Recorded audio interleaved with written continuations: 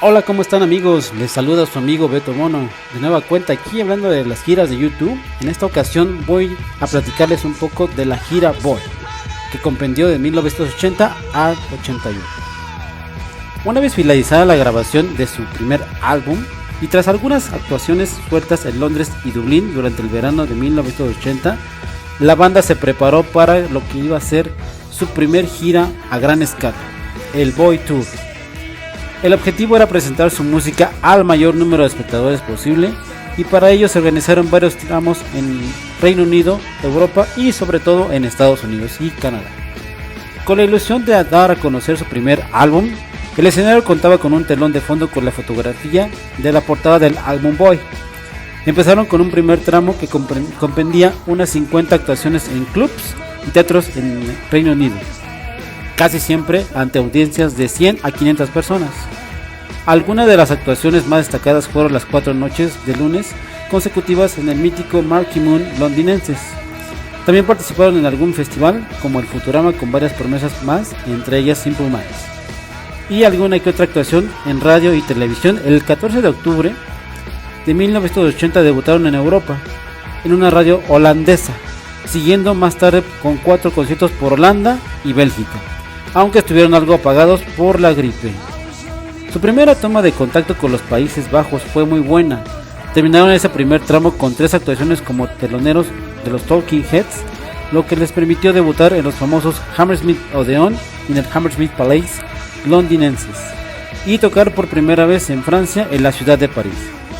Durante esas primeras actuaciones, el setlist se iniciaba con The Ocean, seguida con 11 O'Clock, TikTok y I Will Follow, mientras que el resto de las canciones habitualmente mantenían una presencia casi constante en los conciertos, como por ejemplo Stories for Boys, Out of Control, and Can't Stop, Into the Heart o A Day Without Me, mientras que 11 O'Clock TikTok también era la encargada de cerrar los conciertos.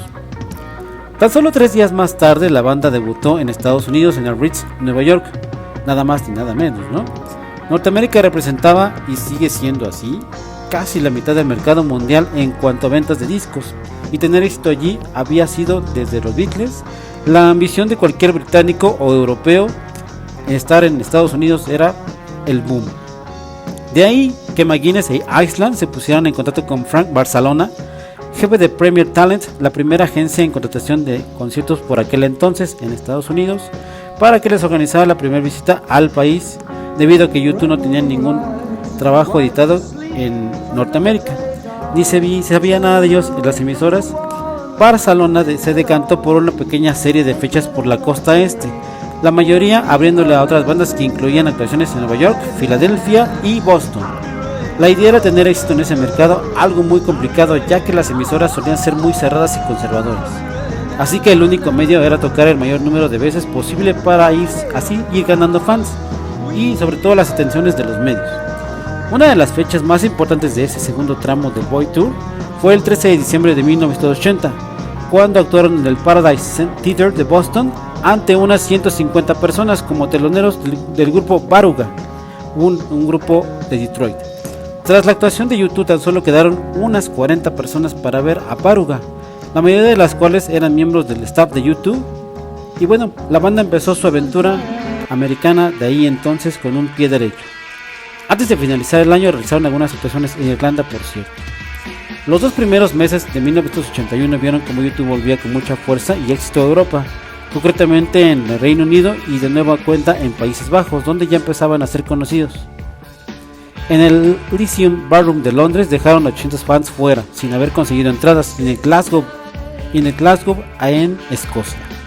Bono comentó que Peter, el chico que aparece en la portada de Boy, no tenía permitida su presencia en Estados Unidos. La portada Boy fue censurada en aquel país, aunque el grupo siempre seguiría usando la fotografía de la portada como telón de fondo en todos los conciertos. A final de febrero también se debutaron en Alemania y Suiza. El cuarto y último tramo del Boy Tour fue el más importante tanto por su trascendencia como por número de actuaciones y entradas vendidas. Se trataba de una larga gira en 4 meses por Estados Unidos, la mayoría en clubs pequeños y teatros. Su objetivo era proporcionar al máximo la salida de Boy en Norteamérica, prevista para el mes de marzo de 1981. El calendario realizado por Barcelona era bastante apretado, con fechas casi a diario, y con el compromiso por parte de YouTube de aceptar cualquier entrevista en los medios con tal de promocionarse debido a las largas distancias entre ciudad y ciudad. Ya que viajaban en un bus, la banda se veía obligada a estar prácticamente todo el tiempo libre en la carretera. De todas formas, Warner, la distribuidora de Bowie en Estados Unidos, trató bastante o lo consintió mucho a YouTube en esa travesía. Empezaron con 2 actuaciones en un mismo día.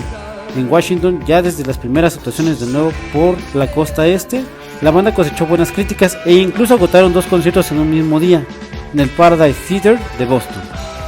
A mediados de marzo actuaron por primera vez en la costa oeste con semejante éxito, aún con pequeño batacazo, cerca de Los Ángeles, donde solamente reunieron a 12 personas. Durante el resto del mes de marzo y casi todo abril, YouTube siguió actuando en distintas ciudades de la costa oeste, Texas y algunos estados difíciles del sur, y siempre con éxito, llenando y consiguiendo buenas críticas de la audiencia y tanto de los medios como de la audiencia. En Portland, Bono descubrió que alguien le había robado su libreta con las letras que le había escrito durante los viajes de la gira, y en Cincinnati estrenaron I Fall Down. El 11 de mayo del 81 actuaron en la Raymond Music Hall de Denver, agotando 1800 entradas disponibles, repitiendo el éxito que habían conseguido con tan solo 5 semanas antes en el mismo recinto. Al día siguiente de su primera actuación en el Rainbow, el 28 de marzo, el promotor Chuck Morris llevó a la banda al anfiteatro de Red Rocks, asegurándoles que algún día tocarían allí. La gira terminó con la vuelta de YouTube a algunas ciudades en las que ya había tocado al inicio. Debido a la fuerte demanda, agotaron 1250 entradas a Boston y 3400 junto al Theatre Explodes en el Palladium de Nueva York. Terminaron con un concierto en Asbury Park, famoso por Bruce Springsteen, antes de regresar a Europa. De vuelta a Europa, tocaron en una enorme ciudad, en un enorme festival holandés llamado Pink Pong Festival, que tuvo lugar en el Sport Park de Helen ante 50.000 espectadores. Y bueno amigos, esto es